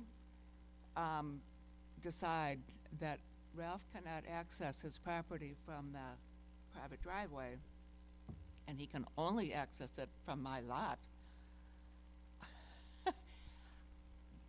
I could sell it. I could tell Ralph, I could maybe not sell it to him if someone else gives a higher offer. I mean, you can't force me to sell it to one person. We're not talking And about if I say forcing you no to sell to Ralph, anyone. then he has property he can't build on. I don't understand how the city can do that, how they can be assessing him year after year after year for buildable lots, and then say the only way you can access that is through buy one lot. I mean, I think we're talking about, we're not saying it's the only way. We're not talking about we're three not different saying he ways can't right have now. access to it.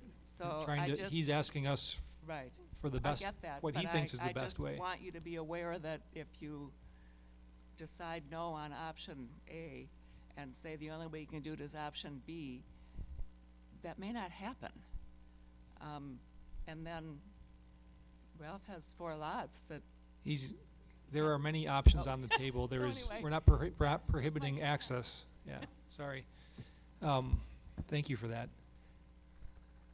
Any other questions? I think we've sort of eliminated option B for now, although there may be a legal right to do it. So we're up to option A and the question of widening the road or not.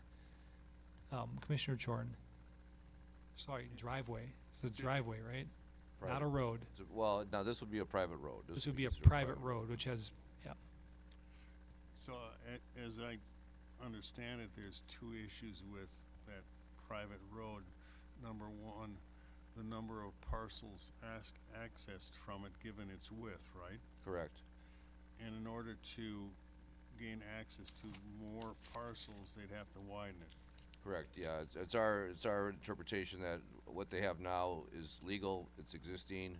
They have a vacant lot there, they're allowed to do that, but once you split it and create more lots, that triggers the road to be widened. And so that's what he's asking the waiver for as part of option 1A or 1B, whatever you want to call it.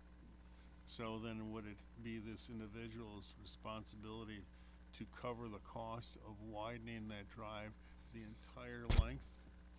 Well, you could potentially shorten it up when it drops down below the 4 level. So like you wouldn't have to, it's hard to see on here, but you wouldn't have to take it all the way up to these last 2 lots because the only access point back here is just 2 lots. So you could taper it down at one point where you get below the threshold.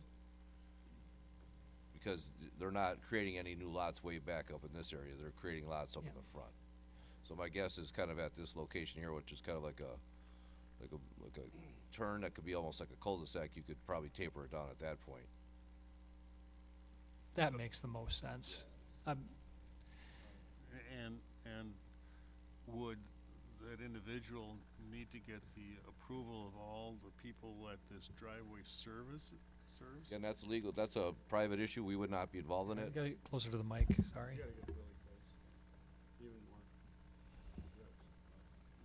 But would the individual then need to get approval of all the parcels that this driveway then serves? That's a private issue again, we don't typically get involved in that. From what I've seen in the past, it depends on the easements written and what rights it grants to each individual owner and what accounts for future subdivisions of it.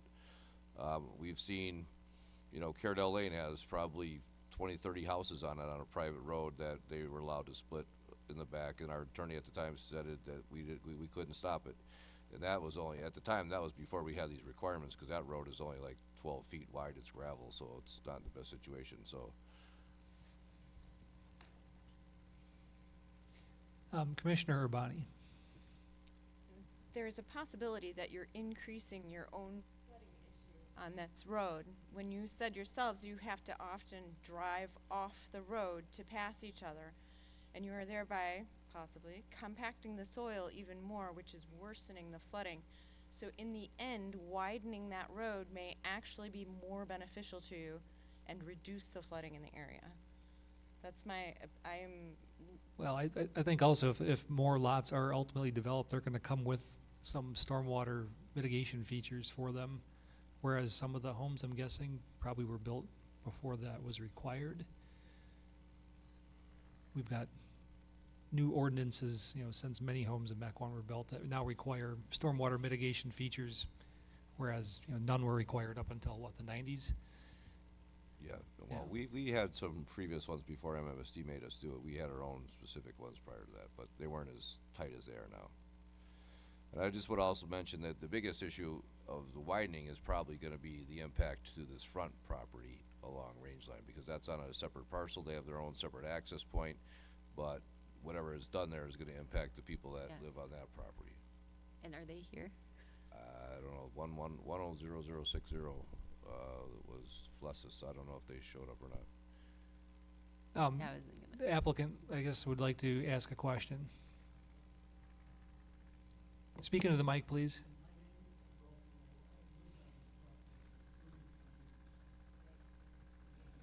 Yep, could you speak into the mic, or is it, you have to push to talk, sorry. Oh, and I think I know the history better than anyone. I tried to take a count. I think I'm in the minority approving the 2 lots. However, one thing you asked about was the easements. There was an easement filed in 1992 allowing, and it's filed, 7 lots on that private roadway. So from that standpoint, I think, to address that, there is already an easement in place allowing 7 driveways. 30-some years ago, the Plan Commission approved 6 lots on that private driveway. The reason there are 5 today is I purchased one of those lots, attached it to my existing property. So, to say that, and I'm not trying to cause any problems here, but the Plan Commission in the past had. Sir, could you speak closer? I'm sorry, people in back can't hear you. The Plan Commission had approved in the past 6 lots on that driveway, and easements were filed for 7 lots. So I would be willing to answer any other questions from my history out here, but, and this is really staff and your decision, but a couple of things that you had asked, so I thought I would just try to clarify that. Thank you. I think we should maybe do a little more homework as this progresses too, I don't know how good our records are going back that far. Yeah, I'd have to look. That's There is a, you can't really see it on the screen very well, but there is a green dashed line, which means a previous land, or parcel line that was combined, so that may be possible. And I would say prior to, 2008, 2007 timeframe, this would have been totally legal without any requirements for the road width. So it was something, this is all being, Correct. required because of our new language. Yeah, and I know we've granted a few waivers, but never for this many houses. It's been usually where one lot splits into two, and you're never gonna have more traffic than the guy that lives right next door to you, not 6 other houses.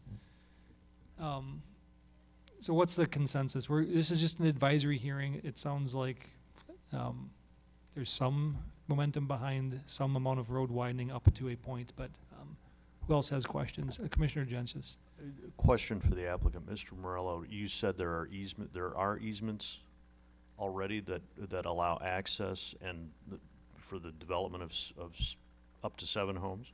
Yes, it was filed, I have all these papers. I could show you what the Plan Commission's approved from 1992. My recommendation in that case would be to make sure that information is provided to Okay, Yes. but yes, the, staff, so they have the opportunity to work with you and determine whether or not plan option A or option A1 is the better alternative than option B. those easements were filed up at the Register of Deeds also, Right. so it would not be hard to come up with them. I do have copies. But and it would be up to the applicant, I think, to provide that information to staff and work with staff.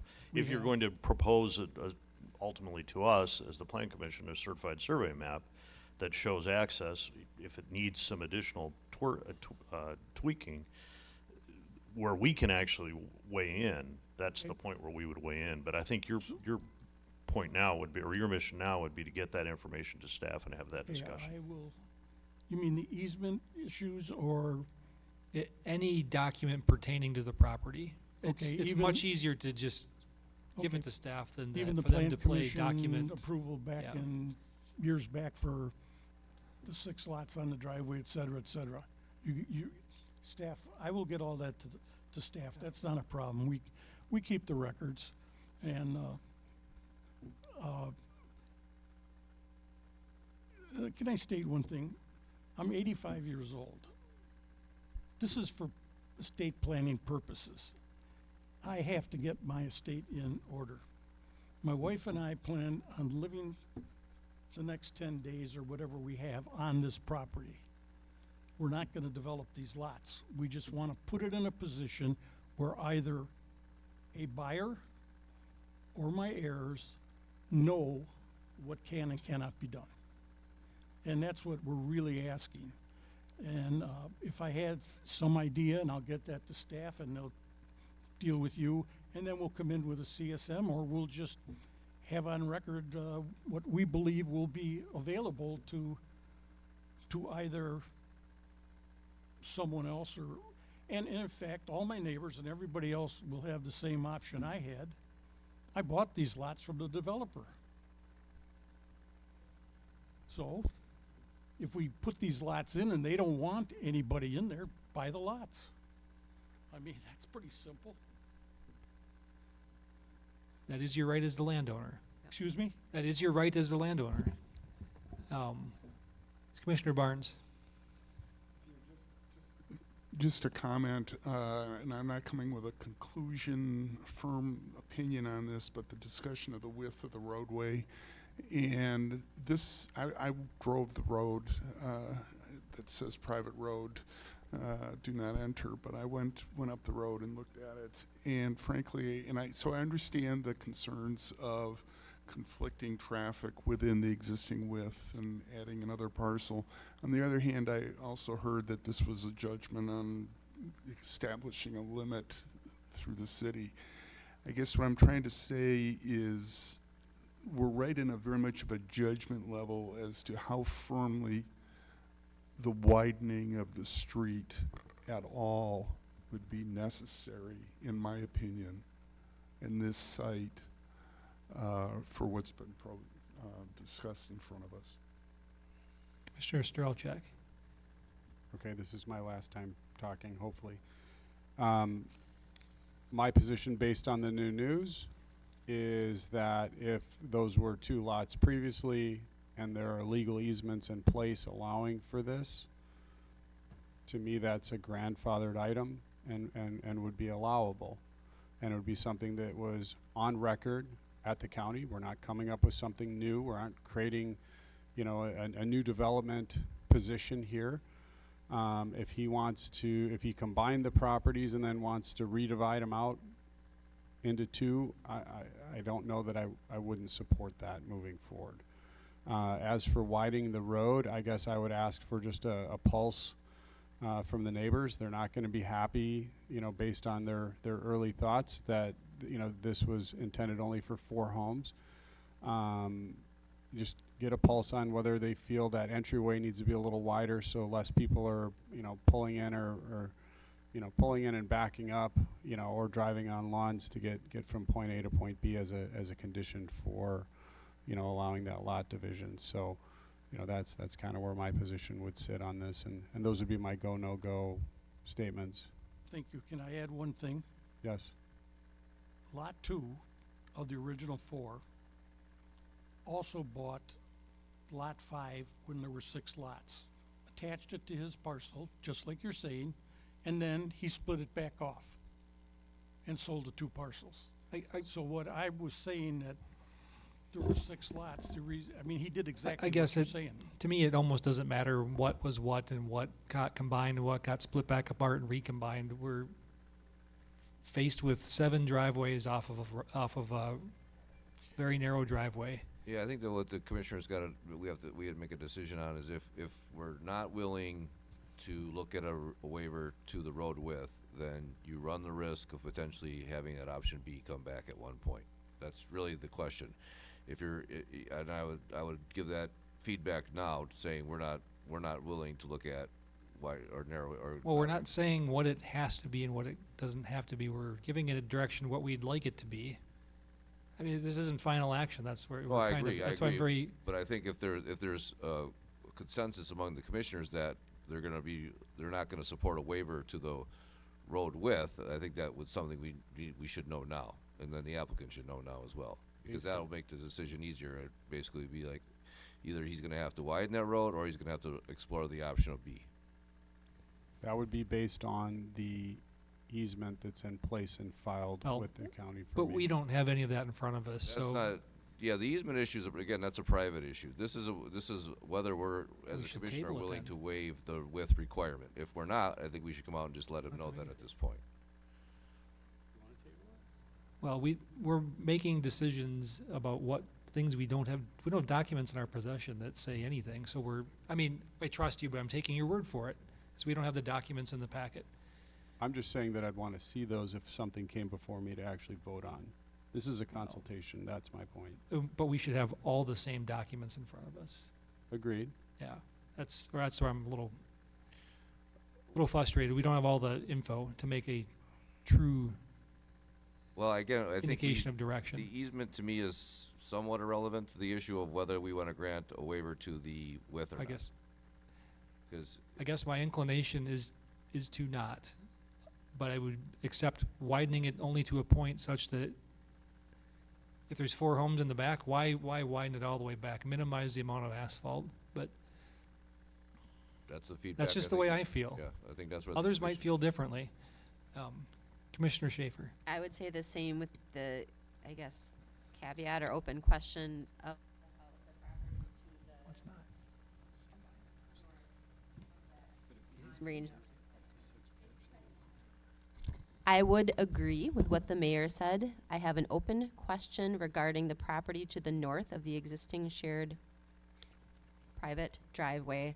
If it's going to impact their property and they're not even here, like, I don't know how that works. Well, you're talking about the one in the front here, what I'm pointing to? Yeah, that guy.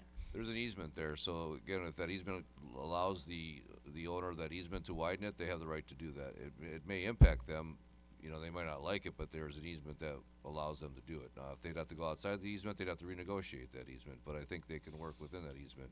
But it still will have an impact on them one way or another, regardless of whether they have an easement or not. I would like to move that we have no more shared private driveways ever allowed in Mequon. That's pretty common in most communities. We're a little bit unique and rare here. We allow them. A lot of places don't allow them. It's messy. I agree with what the mayor said as far as what my inclination would be at this point. Sir, could Any, I ask one other thing so I know how to proceed here? The first 400 feet are on two lots where there's an easement. I could widen that first 400 feet and then put a driveway on the two lots separate from the driveway that's there. And so there would be no burden from 400 feet back for the 2,000 foot driveway. I mean, we can easily do that. I mean, I'm just looking for things and ways that I should approach this to planning and to you. well, now we're designing it on the fly. I think we've given staff direction to, that we want to do, what we want to do is make sure that we don't just keep on adding more and more houses to this existing rather narrow driveway, but at some point, it's going to fall back into compliance. So if you only have to build it 400 feet and there's a novel solution that solves the rest of it, I think we're open to it, but we don't have it drawn in front of us. So we can't say, yes, that's the solution, because it's not in front of us for consideration. So you would suggest I get all these papers to them and work with them and then come back again? Does staff have sufficient direction from the commission? Yes, I think you want to require the widening to up to a point where it would be required to handle the load of the additional lots. But beyond that, you would not require it to be Correct, wide. just to minimize, I mean, I think everyone here wants to minimize the amount of asphalt that's Yeah, put down. Yeah, I think we got that. Yeah. Okay. Commissioner Stoker. I would certainly be more in favor of that and granting a waiver to allow that than option B, as it stands right now. Okay. Could be. I'm sorry, I didn't. He was agreeing with, he basically said that you would prefer widening it to a point where it's, at that point, it becomes in compliance the rest of the way back, as opposed to going for option B. Okay. Well, we've got nothing to vote on. It's just a consultation if staff's got what they need. I think we can move on to the next item unless someone has some parting words. All right, thank you. We'll move on to our last item. It's NOR for Brixor, SPE 1 LLC, Brixmore. The applicant is seeking a building and site plan amendment approval to allow for exterior improvements for the property located at 10930 North Port Washington Road for the Sendix Food Market. Yes, there's really two issues that I think the commission needs to provide us with some direction on, and I can show you, I want to zoom in on this map a little bit. I kind of created a little phasing map just to kind of show you the history of what was done in the shopping center. So, as you see on the screen, the middle section of the development, that was given a facade enhancement roughly about 4 years ago, and then the DSW, former DSW Bed Bath and Beyond section was done within the last year or so, so this is currently ongoing. So, and this proposal is for the Sendix portion of the shopping center. I guess staff is a little bit concerned that we're not including this tiny little section of it as part of this improvement. There is no plan in place for when this would get done. And so we are requesting, as part of this approval, one item would be to include this little section as part of the Sendix renovations. The other item that I think we need to get some feedback on is the proposal for the materials. As I show you the plan here, most of this does match the rest of the facade improvements of the site. There's a couple differences. The one is the use of this aluminum plank material, which is behind the Sendix facade. That, from my knowledge, is not used anywhere else in the development, and so that's somewhat unique. So staff does not support the use of the plank in this area here. We are okay with it underneath the overhang of the windows. We feel like that's not as visible as to the rest of the development, so we would recommend that this Sendix facade be treated to match the rest of the facade in the development, which is basically a painted EFIS material. They do include the awnings. You can see the awnings on each side that match the rest of the site. They also painted the existing roof structure, which we've had issues with in the past of maintenance that we have orders on, so that'll be a continuing concern of ours, but we understand they're just trying to match what's out there. So So we are supportive of the project of the report, and the conditions of the report just reflect the two changes. That includes going all the way to the end and removing that aluminum planking in the Sendix facade. So, other than that, I'll turn it back to the mayor. Thank you. All right, any questions from the commission? Commissioner Chorn? Jack, what is the material that is on the what you'd prefer behind the Sendix? I mean, I think that's just, it's a plaster, it's a... The EFIS, yeah, type of material. Okay, just similar to what was proposed for the... Sierra and all the other... Okay. All the facades throughout the development. Okay, thank you. Commissioner Barnes? Can you explain just a little bit further why you would oppose a distinct facade, recognizing the unity of the well, it's kind of the whole same grounds thing we and talked everything, about but- with Sierra last time, was that we want to recognize some individuality of the tenants, but we don't want them to overwhelm the rest of this. It is part of a shopping center, so we want the shopping center to be consistent and uniform. So we just think that this section is just too large of an area to have that distinct look to it. Now, if that was incorporated in other areas of the plan of the design, I think it would be okay, but this is the only section it is, and it's a very large and distinct feature. So that's why we object to the material at that location. It's, yeah, not often we argue against a somewhat nicer material like that in favor of EFIS. Correct, yes. That's a very odd thing for So staff to do, essentially, but it's that's the because reason it's- behind it. It's a large area. Large area in a Is that- shopping center that does not have any consistent element with it. Commissioner Stoker? Would you object to the EFIS being painted the color of the material that's proposed?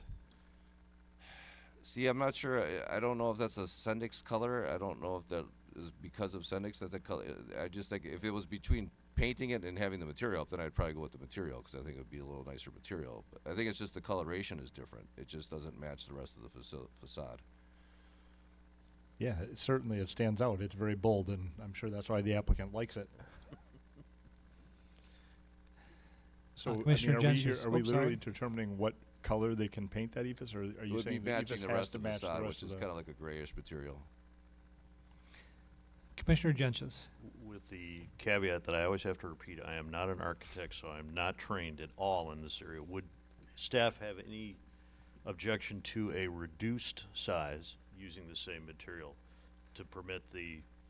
It's possible, but it's a really difficult facade to work with because all you could do is there's an angle here and there's an angle on the other side, and you could maybe reduce it to that angle, but I don't know how that corner would end up looking anyway. It might even look a little worse.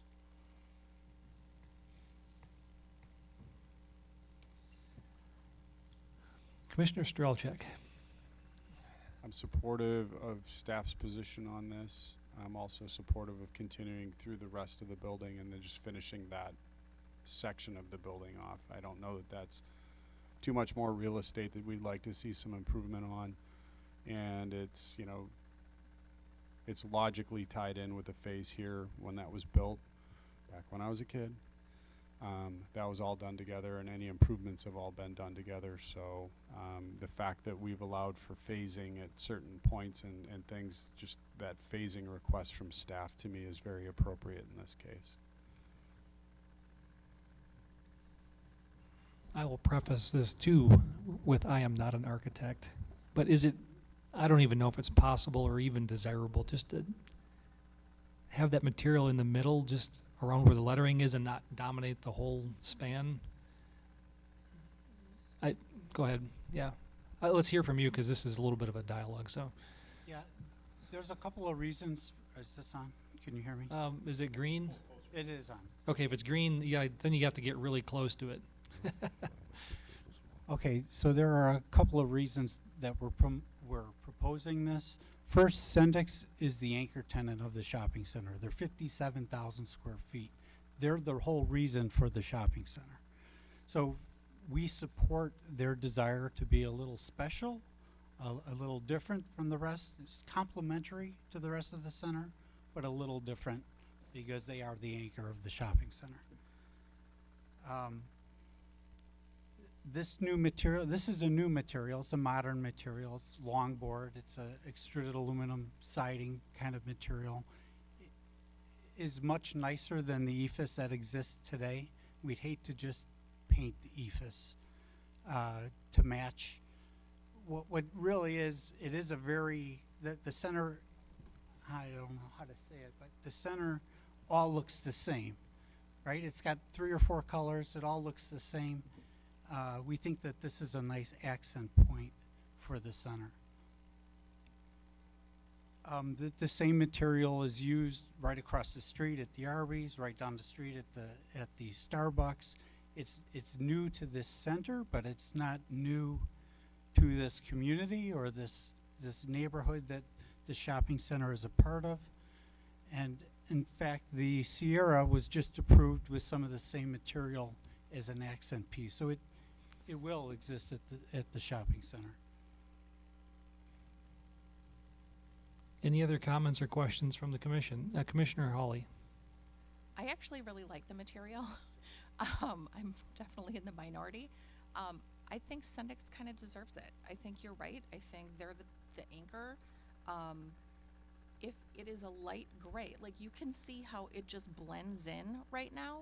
I'm sorry, It's I'm sorry, very difficult. I put the phasing line picture up. I just wanted you okay. to see that because it's so hard to zoom into that. Okay. So if you guys I'll just so you understand that looks like. I'll go Okay. I'll go away from that now. But I do think, the word Sendix really pops out when that background is dark.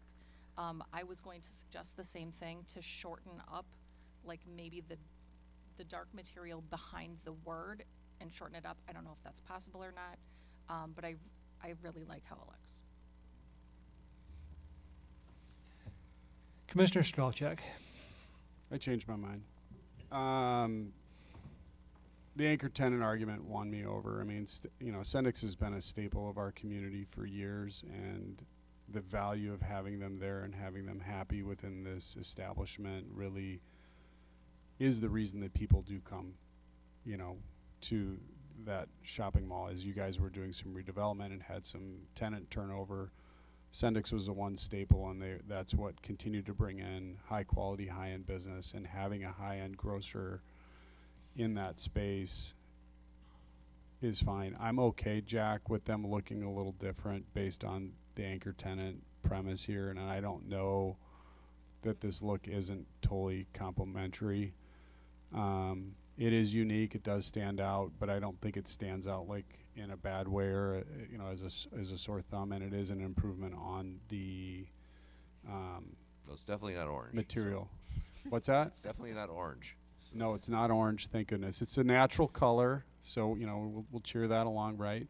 And you'll agree to do the rest of the building like staff said if we say yes to this tonight? Yes. Okay, so I'd make a motion that we approve per the design shown here. But just approve with staff recommendation 1 removed. Yeah, I just didn't know which number that was because I was looking at the picture. That's my motion. Who's next? Commissioner Chorn. I was trained as an architect, and for a while I have to confess, it looks really nice. I guess it begs the question, perhaps, that if you make something special for Sendix, do you kind of open a door for, the other large tenants there, the Marshalls and Well, others? even Sierra for that matter. I agree. I think it looks good too on its own. But again, we had to look at the larger context, and we didn't want to be in a position where Sierra then comes back and says, "Hey, you just approved Sendix's change. Now we want to see orange back up there." So. I mean, that would be my concern. And when you showed that picture of the existing Sendix, it just kind of washes completely out. They're relying simply on the letters to illustrate the name of the tenant. So I guess I like what I see here. So I guess I'm agreeing with. Is that a second? That's a second. All right. Commissioner Stoker. I was going to echo Alderman Strelchak's sentiments, but be a little bit more emphatic. I think we're bettering the look of the property in entirety. And if another tenant wants to come back and present something that makes it look better, so long as we don't have a code against this change, I would be supportive of that as well. So I 100% second this as well. There's a third. Commissioner Schaefer. Not a third. I like it too. I also am mindful of anyone coming forward and arguing that they're the anchor tenant in their respective development or whatever mini mall they're in, and asking for something. So we are opening a door. We can go in eyes wide open and choose to do that, but it's not. Wouldn't be the first time we've opened Pandora's box. Nor will it be the last. But Commissioner Barnes. Yeah. Sorry, but just to help us, I fully support the plan that's presented to us. That I think the strong points is just as it said, as we've been talking, anchor tenant, and then I think there's also the architecture of the building itself where it protrudes out that adds to the distinction in terms of the rest of the color having uniformity in shape and size, etc. So that's important. It's not just so another I think that is relatively an flat aspect, facade like the other areas. It's an aspect of the distinction of the facading that captured me when first seeing it. Okay, we have a motion and a second. Any further comments? Otherwise, we can always vote on it too. If there's no other comments, I don't want to cut anyone off. Hearing and seeing none, please call the roll. Aye. Commissioner Gentes, Commissioner Schaefer, Commissioner Stoker, Commissioner Barnes, Aye. Commissioner Chorin, Aye. Alderman Stralchuk, Aye. Mayor Nurbin. I'll abstain. Votes passes 7-1.